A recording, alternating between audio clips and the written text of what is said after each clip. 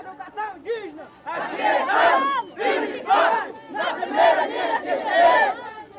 Juventude unida, Jamais será vencida. nós lutaremos Pela defesa de nossa cultura. A luta continua! Unidos venceremos. A luta continua! E dia 26 ontal, Washington, aí minha outra organização, rua de organização, me rapi yang makanya betul di kita beraubi, aí de broketak Jacobo wat organização berari, e aí de kuah minha professor aí kuah, aluno berkuah hingga penusian mengkopian. Macari, cadê o Macari? Escapou.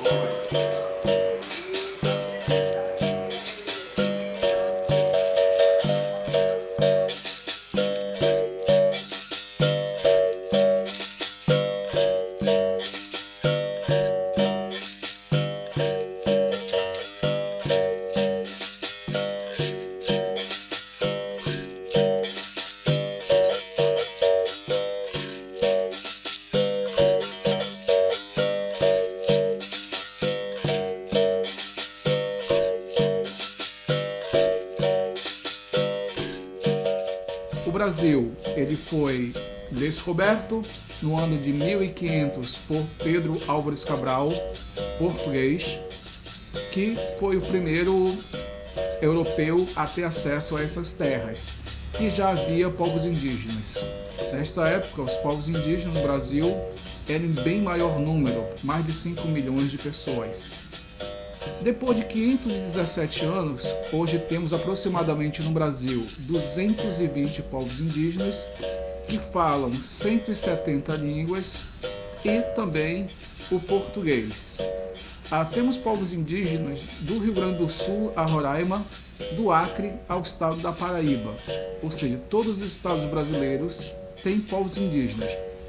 Mas esses povos indígenas têm maior número aqui na região norte, na Amazônia. Então a situação dos povos indígenas no Brasil trata-se de uma situação de exclusão. Exclusão aos direitos sociais, exclusão à educação, exclusão à previdência, exclusão à saúde. E com a luta dos movimentos indígenas, sobretudo a partir dos anos de 1960 e 1970, mudou-se um pouco o contexto indígena, sendo que muitos indígenas, na época da ditadura brasileira, nos anos 60, 70, foram assassinados. E hoje esses indígenas reivindicam os seus direitos sociais, direito à educação, direito à saúde, direito à previdência e, sobretudo, o direito ao respeito.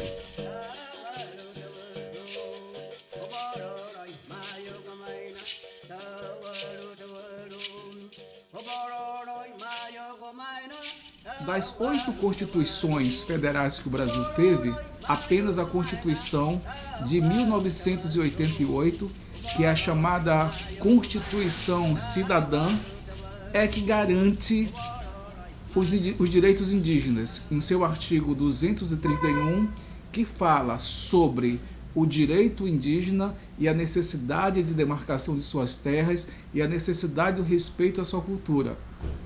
Outro artigo também que discute a questão do direito indígena dentro da Constituição é o artigo 210, que fala sobre a necessidade de uma educação bilíngue que respeite a cultura indígena.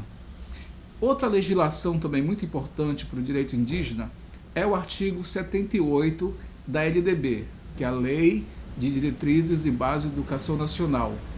Nesse artigo 78, fala sobre a necessidade e o direito dos povos indígenas conhecerem as tecnologias, conhecerem o contexto cultural do não indígena e ter uma educação diferenciada, bilíngue e intercultural.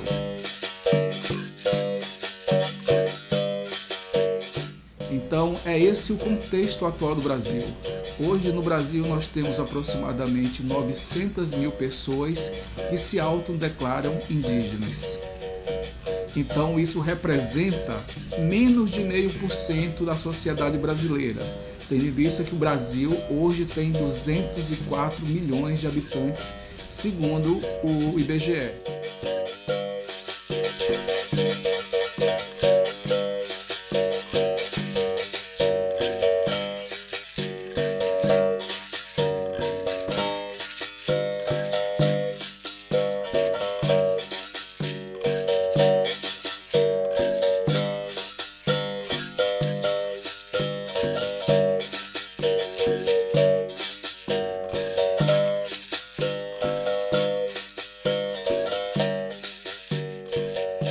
Infelizmente, o governo Temer é um governo golpista, um governo ilegítimo e um governo que não respeita ninguém, menos ainda os povos indígenas. Então, o governo Temer assinou um documento público em que proíbe agora a demarcação e homologação de terras indígenas, limitando esses povos, sobretudo os povos de outras regiões que não da Amazônia, a serem excluídos do seu direito natural, do seu direito histórico a ter suas terras. E esse mesmo governo Temer, ele quer fazer com que a educação escolar indígena deixe de existir no Brasil, diminuindo as verbas e excluindo os povos indígenas.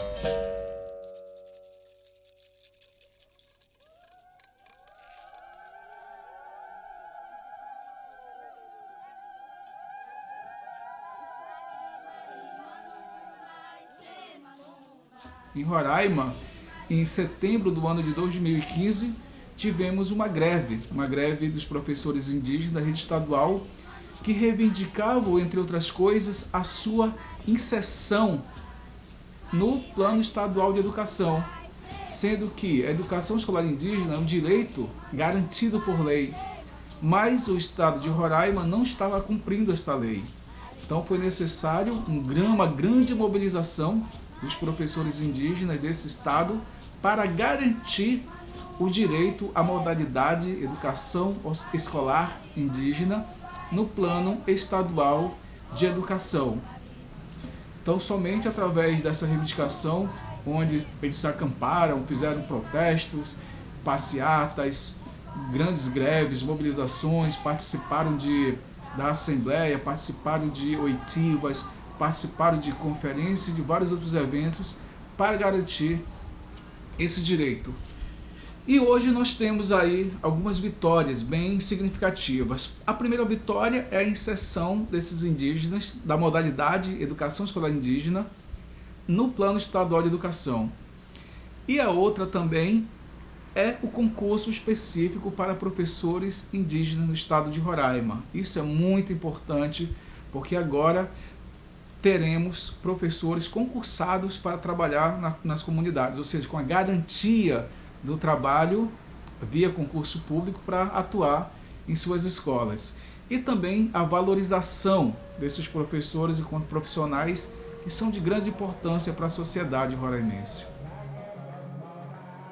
A ideia desse acesso é justamente fazer com que o indígena se empodere através da produção de capital intelectual, é a formação de indígenas dentro das universidades, tanto nos cursos de licenciatura como também em outros cursos, mas sobretudo de licenciatura, que vão refletir sobre as problemáticas que lhe afligem, problemática ligada à educação, saúde, desenvolvimento regional, entre outras problemáticas que eles vivem.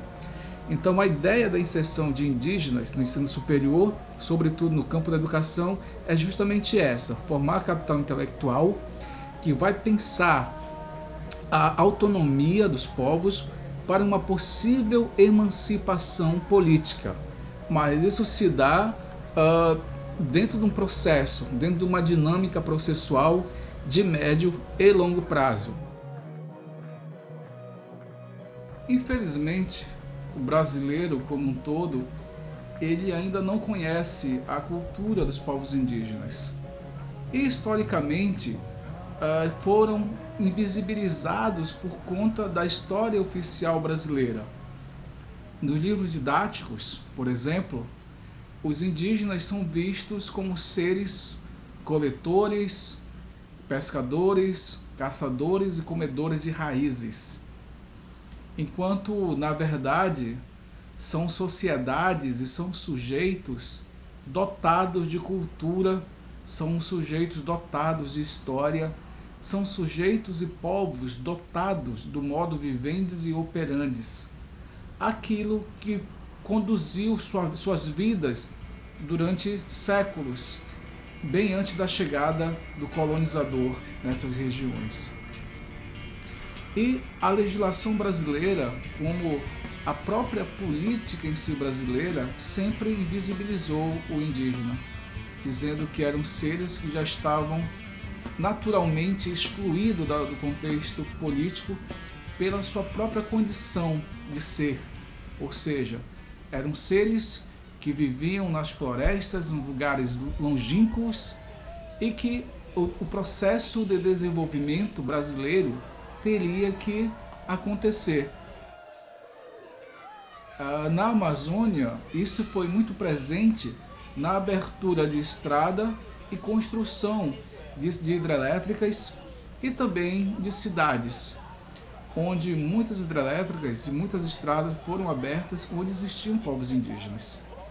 E aí então, no imaginário social dominador, colonizador, esses povos atrapalhavam o desenvolvimento, já que na época da ditadura militar existia a lógica desenvolvimentista brasileira, ou seja, o país queria sair da condição agrária e passar a ser um país industrializado, um país que fosse ligado por estradas e que não houvesse mais o isolamento. E o que aconteceu foi uma política que não se levou em conta a diversidade, sobretudo a diversidade desses povos. E esses povos não foram respeitados. E aí a história mostra que houveram muitos assassinatos de indígenas no país, mas que infelizmente até hoje nenhum dos governos brasileiros teve um olhar sensível para este acontecimento que teve na história brasileira. Hoje o indígena, ele enquanto sujeito que percebe o seu direito e sobretudo reivindica seu direito, e esse direito é expresso aqui na nossa Constituição brasileira.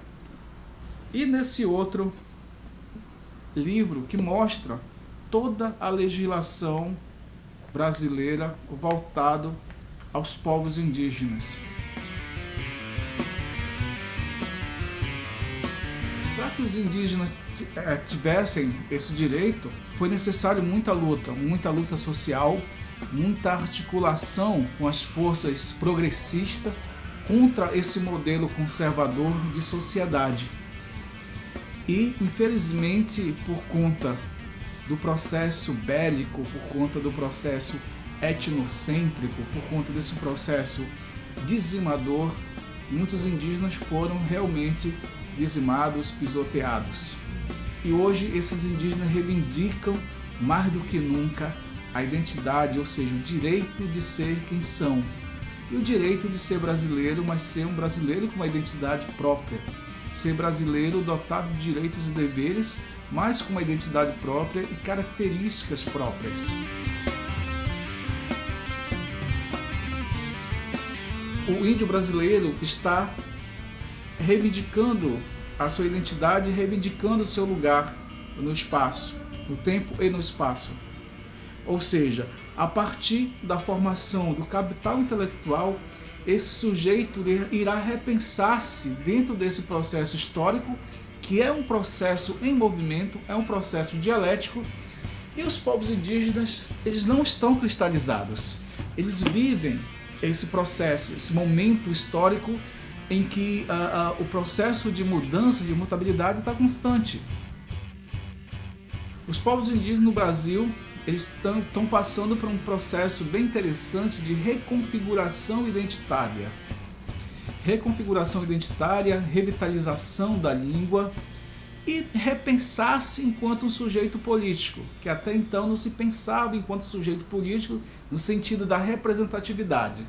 E sim se pensava numa política de mobilização para garantia de terras, garantias de educação, mas hoje urge essa necessidade de índios no parlamento, índios na mídia, índios dentro das universidades como alunos e como professores, para pensar a sua realidade, ou seja, a necessidade da autonomia intelectual, no sentido gramsciano do ser. Então, os indígenas pensarem com cabeças próprias e andarem com pernas próprias, subsidiados pela relação entre o conhecimento científico e o conhecimento tradicional. Nós vivemos num contexto de contemporaneidade, numa sociedade em rede, numa sociedade em que a complexidade das relações estão presentes, a volatilidade das relações estão presentes. Uma sociedade líquida, uma sociedade que se adapta a esse contexto de grande velocidade de transformações. Então, como é que fica o indígena dentro desse processo histórico? Então, é necessário começar a refletir sobre o seu papel dentro do contexto histórico, não meramente enquanto um indivíduo, mas agora enquanto sujeito, um sujeito que pode transformar, um sujeito que pode criar, que é um sujeito criativo, e um sujeito que pode intervir, que é extremamente necessário a intervenção desses sujeitos a partir do conhecimento, pois as armas são outras. As armas não são mais os arcos e flechas, as armas não são mais as bordunas, ou os tacapes, ou as lanças. A arma é o conhecimento, isso que está expresso aqui, o bom uso da lei, a instrumentação da lei, a interpretação das informações e a relativização das informações, para se pensar o novo.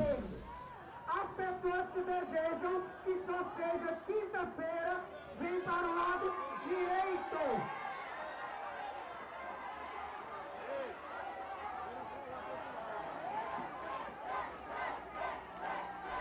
Então nós temos aí um grupo que se reivindica a identidade, reivindica o seu direito histórico de existir, fazem parte desse remanescente que historicamente foi dizimado, sobretudo no Nordeste e na Amazônia brasileira, sobretudo na Amazônia brasileira. E hoje esses grupos reivindicam território, reivindicam os seus direitos básicos e, sobretudo, que seja respeitado os direitos adquiridos na Constituição de 1998, na Lei de Direitos Básicos da Educação Brasileira de 1996 e das outras legislações vigentes que falam sobre o direito indígena originário. Mas, apesar de todos esses avanços, ainda temos muitos atos de preconceitos, atos discriminatórios. Eu penso que esse novo momento do movimento indígena é para se repensar agora, não só enquanto uma categoria étnica, mas uma categoria profissional. Agora são profissionais, ou seja, são sujeitos pertencentes a determinada cultura, são sujeitos pertencentes a determinadas etnias que fazem parte de um grupo social e que fazem parte de uma categoria profissional.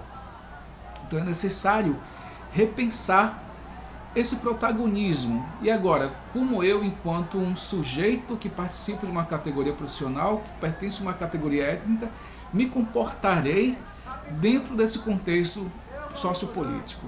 Então é um momento muito interessante de repensar as atuações, de repensar os modelos representativos, os modelos políticos e, sobretudo, a intervenção.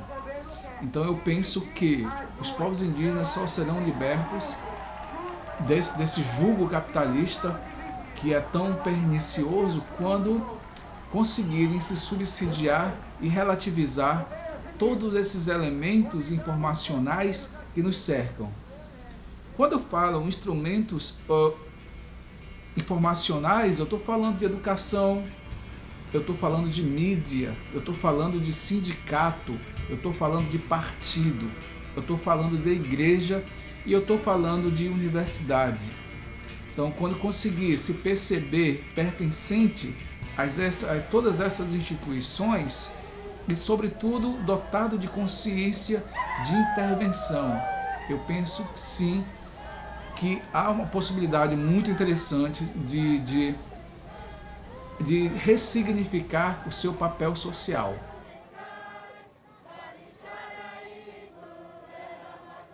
Para um estado como Roraima, que é considerado um estado anti-indígena, um estado preconceituoso, que tem na sua história os conflitos muito latentes, em que o indígena ele sempre ficava à mercê, ficava excluído e era vítima das violências físicas, violências psicológicas, enfim, violências políticas também.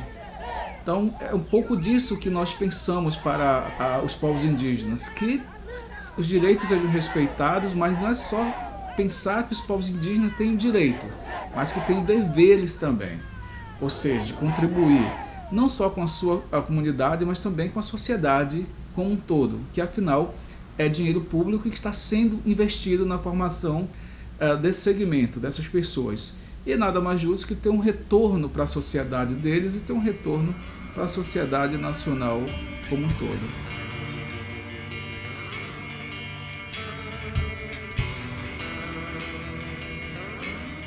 Dizem que os povos indígenas são sujeitos não civilizados, porque eles vivem dentro de um modo cultural, social, político, econômico próprio, que já vem há bastante tempo em sua história. Mas ao mesmo tempo que esse sujeito é dito enquanto um sujeito não civilizado, nós vemos aí exemplos muito claros na Europa, que é o Velho Mundo, onde é avançado, Estados Unidos, onde se tem uma democracia, tem tecnologia de ponta, mas o que percebemos é que ainda existe um retrocesso mental muito grande.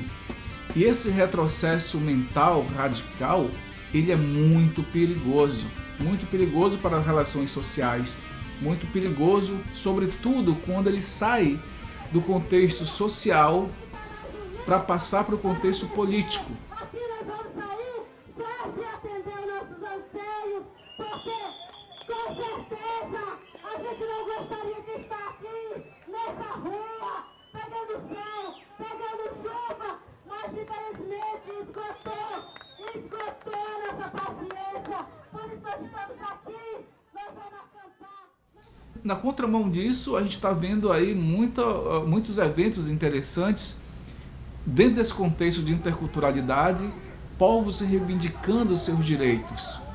Sobretudo quando lança um olhar no sentido de uma descolonização cognitiva, ou seja, o conhecimento que esses povos trazem, agora eles são importantes, ou seja, eles existem e querem ser reconhecidos enquanto conhecimentos importantes. E aí vem um conceito interessante, que é o conceito da justiça cognitiva. A partir do momento que se faz justiça cognitiva, se pensa o processo de descolonização cognitiva. Os povos tendo autonomia intelectual de pensar os seus rumos, independente dessa macropolítica que se faz mundialmente nessa lógica do capital.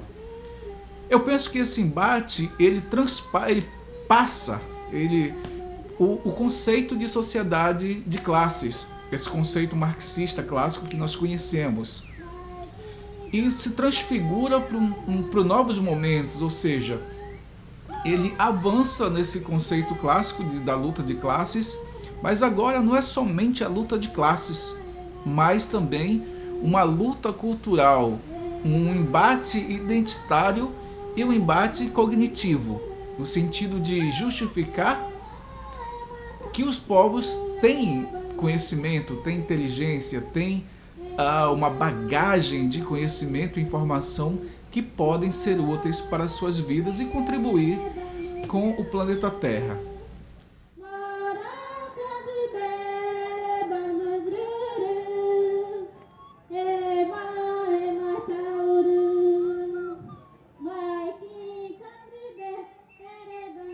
Em relação a isso, por exemplo, na Amazônia é a maior floresta do planeta e nós temos aqui riquezas muito significativas. Temos riqueza vegetal, temos uma flora muito diversa, temos povos indígenas, povos quilombolas, povos ribeirinhos e os povos urbanos.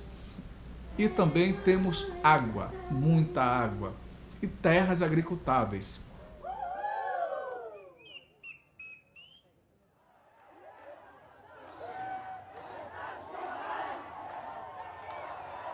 O que nós percebemos é que existe, sobretudo pela bancada ruralista, que é a bancada composta por donos de grandes latifúndios, empresários, é uma intenção de barrar a demarcação de terras indígenas no Brasil para que essas terras se tornem latifúndios, que sejam terras usadas no agronegócio, que são produções de monocultura, como a produção de soja e a produção de milho, sendo que essa produção ela não fica no Brasil, ela atende o capital internacional. Uma das produções mais interessantes no Brasil chama-se agricultura familiar, onde 70% do que é consumido no Brasil é feito pela agricultura familiar. Do outro lado, nós temos uma economia chamada economia indígena, onde os indígenas estão começando a produzir alimentos e produzir outros subsídios que são interessantes na indústria brasileira e, sobretudo, na alimentação do brasileiro. Tendo em vista que o Brasil, há algum tempo, ele vem assumindo uma política chamada política de segurança alimentar, ou seja, tirar a população do contexto de fome que o Brasil vinha sofrendo. Uma outra coisa, eu disse a vocês e espero que vocês não tenham esquecido de que o dia que houver um acordo, nós comunicaremos a vocês. Não é para se deixar se enganar por boato. O dia que sair um acordo, é vocês que irão decidir se aceita ou não.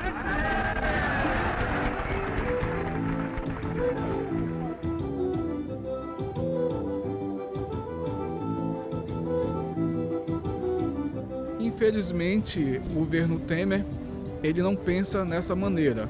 E quando vamos discutir a questão indígena, a primeira coisa que se diz, para que índio quer muita terra, já que não produz?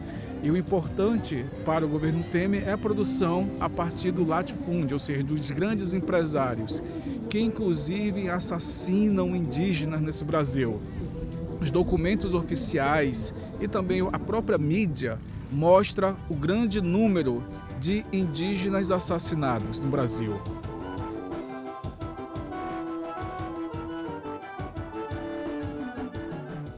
Portanto, todo esse avanço, que é um avanço constitucional, ele está de alguma maneira ameaçado por conta dessa política neoliberal que agora ela se reimplanta no Brasil e se implanta com muita força. O apoio da mídia, com o apoio do grande empresariado e com o apoio da classe média brasileira. Então a gente vê com muita preocupação e aqui em Roraima não é diferente.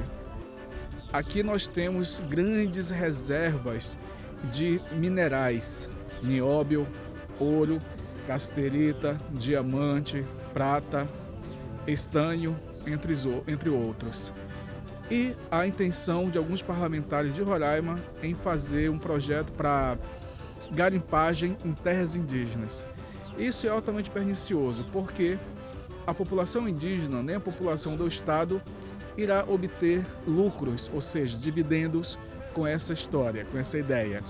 Sendo que todo o capital será capital internacional. Dessa maneira, exauriciar o solo ficará pobre e também os mananciais de água, que a água é um mineral super importante para as vidas dos povos indígenas, tendo em vista que a Amazônia é um dos últimos mananciais de água que precisam ser preservados.